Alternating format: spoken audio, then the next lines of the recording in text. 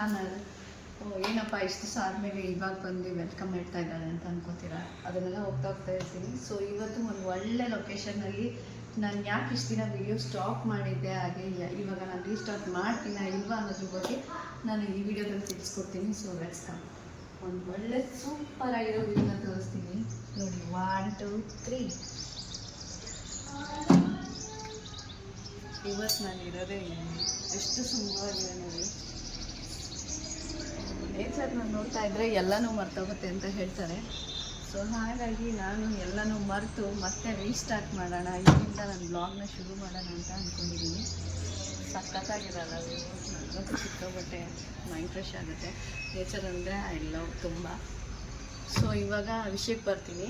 ನಾನು ಯಾಕೆ ಇಷ್ಟು ದಿನ ವೀಡಿಯೋನ ಮಾಡಲಿಲ್ಲ ಅಂದರೆ ಕೆಲವೊಂದು ಪರ್ಸ್ನಲ್ ಇಶ್ಯೂಸು ಮನಸ್ಸಿಗೆ ತುಂಬಾ ನೋವು ಮಾಡ್ತು ಕೆಲವರಿಂದ. ಹಾಗಾಗಿ ನನಗೆ ಅದರಿಂದ ಹೊರಗಡೆ ಬರೋದಕ್ಕೆ ತುಂಬ ಟೈಮ್ ತೊಗೊಂಡು ವಿಡಿಯೋ ಮಾಡೋಕ್ಕಾಗಲಿಲ್ಲ. ನನಗೆ ಆ ಹ್ಯಾಪಿನೆಸ್ ಮತ್ತೆ ಸಿಗೋಕ್ಕೆ ತುಂಬ ಕಷ್ಟ ಆಯಿತು. ಈಗಲೂ ಅದು ಇಲ್ಲ, ಬಟ್ ನಿಮಗೋಸ್ಕರ ಮತ್ತು ತುಂಬ ಜನ ಕೇಳ್ತಿದ್ರೆ ಯಾಕೆ ವಿಡಿಯೋ ಮಾಡ್ತಿಲ್ಲ ನಿಲ್ಲಿಸ್ಬಿಟ್ರಿ ಮಾಡಿ ಅಂತ ಹೇಳ್ಬೋದು.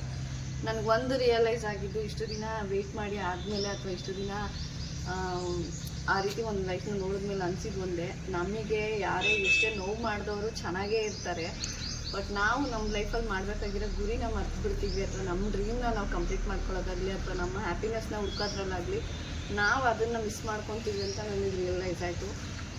ಯಾರೇ ಆದರೂ ಲೈಫಲ್ಲಿ ಏನೇ ನಡೆದ್ರೂ ಕೂಡ ಅದನ್ನು ಗಿವ್ ಅಪ್ ಮಾಡಿಬಿಟ್ಟು ನೆಕ್ಸ್ಟ್ ಫ್ಯೂಚರ್ ಬಗ್ಗೆ ಆಗಲಿ ಅಥವಾ ನಿಮ್ಮ ಲೈಫ್ ಬಗ್ಗೆ ನೀವು ಗಮನ ಕೊಡೋದು ತುಂಬ ಒಳ್ಳೆಯದು ಅಂತ ಅನ್ನಿಸ್ತು.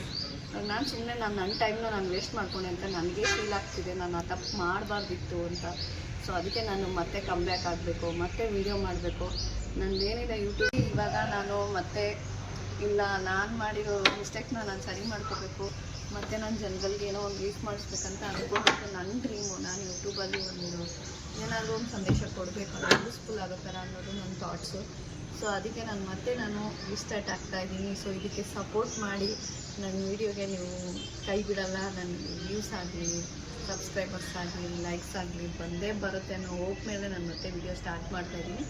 ಬಟ್ ಈ ಸಲ ನಾನೇನು ಮುಂಚೆ ಮಾಡ್ತಾ ಇದ್ದೆ ಆ ಥರ ಬ್ಲಾಗ್ ಆಗ್ಬೋದು, ಆ ಥರ ಇದಾಗಲಿ ಬರೋದಿಲ್ಲ ಕಂಟೆಂಟು. ಈ ಕಂಟೆಂಟ್ ತುಂಬಾ ಡಿಫ್ರೆಂಟ್ ಆಗಿರುತ್ತೆ. ಸೊ ಮಿಸ್ ಮಾಡಿದೆ. ಈ ನಾನು ಹೊಸ ಜರ್ನಿಗೆ ಸಪೋರ್ಟ್ ಮಾಡೇ ಮಾಡ್ತೀರಾ ಅಂತ ನಾನು ಅಂದ್ಕೊತೀನಿ.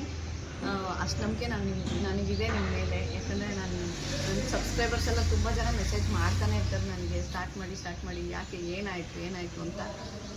ಎಲ್ಲರ ಲೈಫಲ್ಲೂ ಇದ್ದೇ ಇರುತ್ತೆ ಪ್ರಾಬ್ಲಮ್ಸ್ ಅಂತ. ಪರ್ಸ್ನಲ್ ಲೈಫ್ ಇಲ್ಲದೆ ಇರೋಂಥ ಪ್ರಾಬ್ಲಮ್ ಯಾರ ಲೈಫಲ್ಲೂ ಇದ್ದೇ ಇರುತ್ತೆ. ಬಟ್ ನಾನೇನಂದರೆ ಅದನ್ನು ತುಂಬ ಸೀರಿಯಸ್ಸಾಗಿ ತೊಗೊಂಡೆ. ನನ್ನ ಲೈಫ್ ಗೋಲ್ನ ಮರ್ತುಬಿಟ್ಟು ನಾನು ಅದರಲ್ಲೇ ಮುಳುಗೋಗ್ಬಿಟ್ಟೆ ಅಂತ ಅನ್ನಿಸ್ತು. ಆ ತಪ್ಪು ಮಾಡಬಾರ್ದು, ಮಾಡಿಬಿಟ್ಟಿದ್ದೀನಿ, ಏನೂ ಮಾಡೋಕ್ಕಾಗಲ್ಲ. ಸೊ ನನ್ನ ಟೈಮ್ ಸುಮ್ಮನೆ 1.5 ವರ್ಷ ವೇಸ್ಟ್ ಆಯಿತು. ಸೊ ನೆಕ್ಸ್ಟ್ ಅದನ್ನು ಮಾಡಲ್ಲ. ಏನೇ ಬಂದ್ರೂ ನೆಕ್ಸ್ಟ್ ಲೈಫ್ ಸ್ಟೈಲೇ ಚೇಂಜ್ ಇರುತ್ತೆ. ನನ್ನ ಬ್ಲಾಗ್ ಕೂಡ ಹೀಗೆ ಕಂಟಿನ್ಯೂ ಆಗ್ತಾ ಇರುತ್ತೆ. ಇನ್ಮೇಲೆ ನಾನ್ ಸ್ಟಾಪ್ ವೀಡಿಯೋ ನೋಡ್ತೀರಾ, ಅದು ನಿಮಗೆ ಯೂಸ್ಫುಲ್ ಆಗೋ ಥರ ವೀಡಿಯೋನೇ ಆಗಿರುತ್ತೆ. ಸೊ ದಯವಿಟ್ಟು ಸಪೋರ್ಟ್ ಮಾಡಿ ಅಂತ ಹೇಳ್ತೀನಿ. ಎಲ್ಲರಿಗೂ ಲವ್ ಯು ಹೇಳ್ತಾ, ಮತ್ತು ಈ ನೇಚರ್ ಮಧ್ಯ ಎಲ್ಲರಿಗೂ ನಾನು ಕೇಳ್ಕೊಳ್ಳೋದಿಷ್ಟೇ, ನಾನು ಹೊಸ ಚಾನಲ್ಗೆ ಸಪೋರ್ಟ್ ಮಾಡ್ದಿರ ಇರಬೇಡಿ. ದಯವಿಟ್ಟು ನಿಮ್ಮ ಕನ್ನಡತಿನ ಮರಿಬೇಡಿ, ಸಪೋರ್ಟ್ ಮಾಡಿ. ಏನೋ ಒಂದು ಮನೇಲಿ ಇಟ್ಕೊಂಡು ಹೆಣ್ಮಕ್ಳು ಬ್ಲಾಗ್ ಮಾಡೋದು ತುಂಬ ಕಷ್ಟ ಇರುತ್ತೆ, ನಿಮಗೆ ಗೊತ್ತಿರುತ್ತೆ. ಸೊ ಇನ್ಮೇಲೆ ಆ ಡಿಪ್ರೆಷನ್ ಮೈಂಡೆಲ್ಲ ತೆಗೆದಾಕಿ ಹ್ಯಾಪಿ ಮೂಡಲ್ಲಿ ನಿಮಗೂ ಖುಷಿ ಪಡಿಸ್ತಾ ನಾನು ಖುಷಿ ಪಡ್ತಾ ಬ್ಲಾಗ್ನ ಶುರು ಮಾಡ್ತೀನಿ. So welcome back to my new blog guys.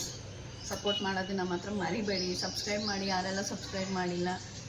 ಈ ನಿಮ್ಮ ಕನ್ನಡಕ್ಕಿನ ದಯವಿಟ್ಟು ಬೆಳೆಯೋದಕ್ಕೆ ಅವಕಾಶ ಮಾಡಿಕೊಡಿ. ಹೆಂಗೆ ಟಾಟಾ ಬಾಯ್ ಬಾಯ್ ಹೆಂಗೆ ಹೇಳೋದು ಹೇಳಿ ಇಲ್ಲಿ.